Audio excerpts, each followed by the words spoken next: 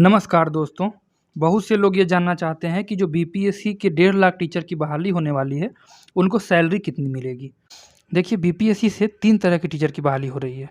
एक प्राथमिक टीचर, एक माध्यमिक टीचर और एक उच्चतर माध्यमिक टीचर। तो 25,000 बेसिक जो है प्राइमरी वालों की है और माध्यमिक वालों की 30,000 है और उच्चतर माध्यमिक वालों को 32,000 है। तो हम एक-एक करके समझते हैं। जैसे देखिए, सैलरी में सबसे बड़ा एक पार्ट होता है मूल वेतन। उसके बाद अगला मद होता है महँगाई भत्ता, डियरनेस अलाउंस। डियरनेस अलाउंस क्या होता है? सरकार इसको हर 6 महीने पे, है ना? डियरनेस एवरी 6 मंथ के बाद नोटिफ़ाई करती है। यानी कि ये आपका साल में 2 बार जब इंक्रीज़ कर जाएगा। कब-कब? तो 1 जनवरी, हर साल 1 जनवरी से आपको मिलेगा और 1 जुलाई से। भले ही ये नोटिफ़ाई होने में समय लगता है। जैसे 1 जुलाई से जो पैसा ड्यू है, वो अभी तक नोटिफ़ाई नहीं हुआ है। हो जाएगा, 10 दिन के अंदर हो जाएगा, अक्टूबर में हो जाएगा एनी हाउ। लेकिन ये मिलेगा 1 जुलाई से ही कैलकुलेट करके। यानी कि ये जो अभी बीत गया है, जैसे जुलाई, अगस्त, सितंबर, ये 3 महीना जो बीत गया है, इसका एरियर मिलेगा। ठीक है? इसका जो है एरियर रुपया मिलेगा और अक्टूबर की सैलरी में ये ऐड होके मिलेगा।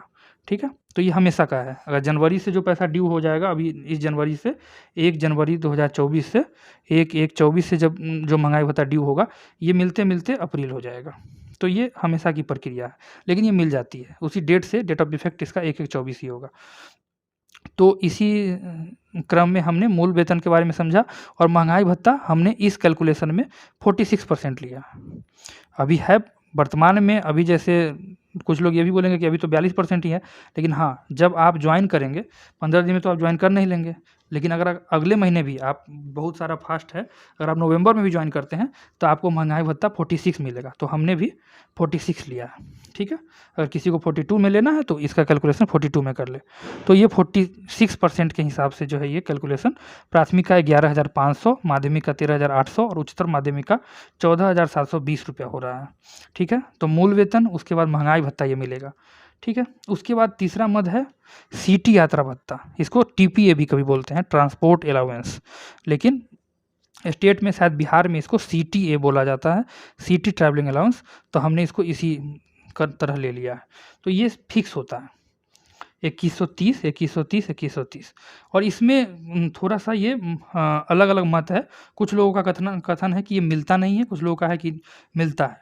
मुझे लगता है कि अगर ये सिटी ट्रैवलिंग अलाउंस जो है बीपीएससी के टीचर को ज़रूर मिलना चाहिए, क्योंकि ये एक प्रॉपर नोटिफ़ाइड अभी तक के टीचर से सबसे अलग तरह की बहाली हो रही है, तो इसमें मिलना चाहिए। अगर नहीं भी मिलता है, तो आप इस 2130 को इसमें से माइनस कर लेंगे, ठीक है? जब नहीं मिलेगा तो। वर्तमान में आप इसको कंसीडर करिए। फिर एक होता है एचआरए, हाउस रेंट अलाउंस। तो इसके बारे में भी थोड़ा आप समझिए पहले। एचआरए मीन्स क्या होता है? हाउस, जैसा कि आप नाम से समझ रहे हैं कि आपको हाउस रेंट भी सरकार देती है किसी भी सर्विस में, कि आप कहीं रह रहे हैं, तो कहीं पे घर किराया पे लेके अगर रहेंगे, तो उसको रेंट देने के लिए हाउस रेंट अलाउंस। कभी-कभी सरकार जो है अन्य सर्विसेज में, टीचर में तो शायद ऐसा नहीं है, अन्य सर्विसेज में सरकार गवर्नमेंट क्वार्टर अलॉट करती है, अपना बना-बनाया घर अलॉट करती है। तो उस केस में एचआरए नहीं देती है, ठीक है? लेकिन टीचर में ऐसा नहीं है, आपको एचआरए दिया जाएगा। इसका जैसा कि हमने पता किया है, तो अलग-अलग रेट है बिहार में। जैसे गाँव में पोस्टिंग है, तो 4% ऑफ बेसिक, डिस्ट्रिक्ट लेवल पे पोस्टिंग है तो 8% एंड पटना, यानी जो प्रॉपर जो टाउन है, उसमें 16% है। तो हमने मान के चला है कि ये तीनों की बहाली जो है टाउन पटना में होगी, तो हमने 16% के आधार पे कैलकुलेशन किया है। तो 16% ऑफ बेसिक, है ना? जो बेसिक पे है, मान लीजिए कि प्राइमरी का दीजिए तो 25,000 और इसका बेसिक निकालेंगे तो 16/100, ठीक है? 2 जीरो से 2 जीरो कट जाएगा और ये आएगा कितना? तो ये 4,000। तो और लोग जिनकी पोस्टिंग अलग जगह होगी, तो इसका आप इस रेट से, जो हमने रिमार्क्स में मेंशन किया है, इस रेट से आप अपना कैलकुलेशन कर लेंगे। गाँव में पोस्टिंग होगी तो आपको 4% मिलेगा, जिला में होगा तो 8% और पटना में होगा तो 16%। ठीक है? आप अपना कैलकुलेशन, इसलिए हम आपको इतना समझा रहे हैं कि आप अपना कैलकुलेशन खुद कर लेंगे, ठीक है? आप किसी वीडियो पे डिपेंड नहीं रहेंगे। उसके बाद देखिए, सरकार एक पैसा और भी देती है, ये आपको कोई नहीं बताएगा क्योंकि बहुत लोगों को ये पता ही नहीं होता। जो गवर्नमेंट कंट्रीब्यूशन, सबसे पहले देखिए, एक पेंशन स्कीम है सरकार की। केवल ये आपके लिए नहीं है, मतलब ऐसा नहीं कि सरकार केवल टीचर के साथ ऐसा कर रही है। अब हर सर्विसेज में नई पेंशन आ गई है, न्यू पेंशन स्कीम। जो पहले जो होता था वो अब समाप्त हो गई 2004 से ही, ओल्ड पेंशन, जिसमें सरकार जब कोई कर्मचारी रिटायर होता था तो उसके अंतिम महीने के सैलरी का आधा जो है 50% ऑफ लास्ट बेसिक को पेंशन बना देती थी। पेंशन मतलब क्या है कि पहले होता था 50% ऑफ लास्ट मंथ सैलरी, जो अंतिम महीने आप जिस महीने रिटायर हो रहे हैं उस महीने आपको जो बेसिक सैलरी रहा है, ठीक है। अगर मान लीजिए किसी का बढ़ते बढ़ते 1 लाख हो गया, जैसे पुराने टीचर की बात करिए, तो उसका बढ़ते बढ़ते अगर अंतिम महीने जिस महीने वो रिटायर हो रहा है तो 1 लाख रुपया बेसिक हो गया है, तो उसका पेंशन कितना होगा, उसका ठीक 50% यानी कि 50,000 का महीना, और उस पर महंगाई भत्ता प्लस डियरनेस अलाउंस, और जो रिटायर हो जाते हैं उसको डियरनेस रिलीफ बोलते हैं, तो 50,000 प्लस डीआर जो है उसका पेंशन होगा। लेकिन अब ऐसा नहीं है, अब एक सरकार कंट्रीब्यूशन लेती है। तो कंट्रीब्यूशन क्या लेती है, आपका बेसिक पे प्लस डीए, ये जितना होता है उसका 10%, बेसिक प्लस डीए का 10% जो है आपके सैलरी से हर महीने डिडक्ट कर लेती है, ठीक है। सभी जो भी सर्विस में सबका यही होता है, आपके जानने में कोई होंगे तो आप पता कर लीजिए। लेकिन इसके बदले में जो है सरकार भी देती है, तो सरकार कितना देती है, तो इसी बेसिक प्लस डीए का सरकार पहले तो 10% देती थी, लेकिन अभी वर्तमान में 14% देती है, ठीक है।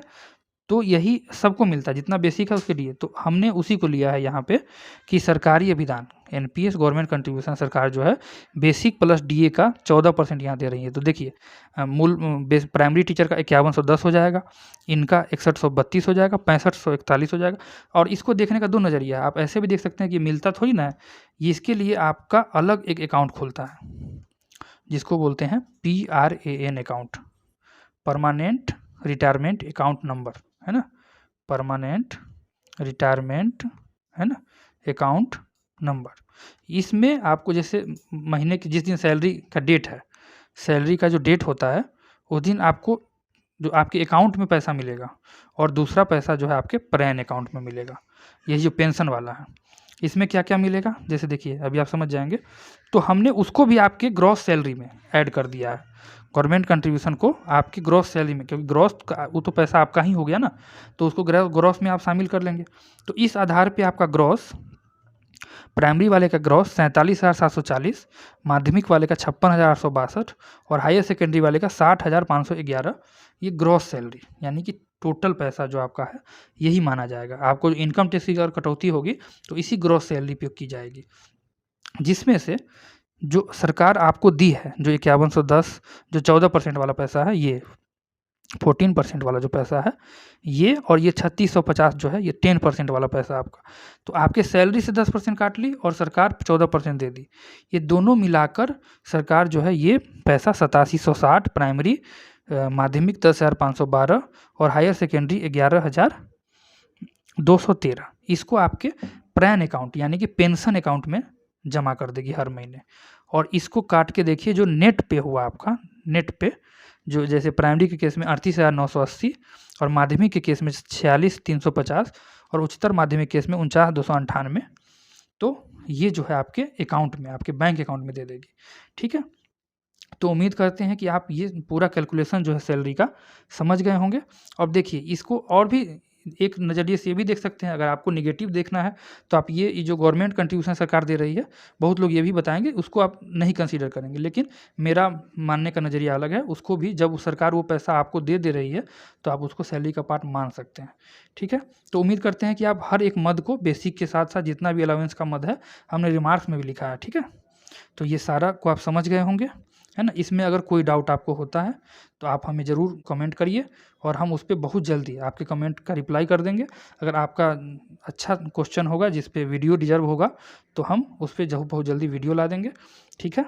तो आप हमारे चैनल को सब्सक्राइब करिए, शेयर करिए, लाइक करिए, ताकि हमारा भी मनोबल बना रहे और हम जल्दी वीडियो आपको देते रहें।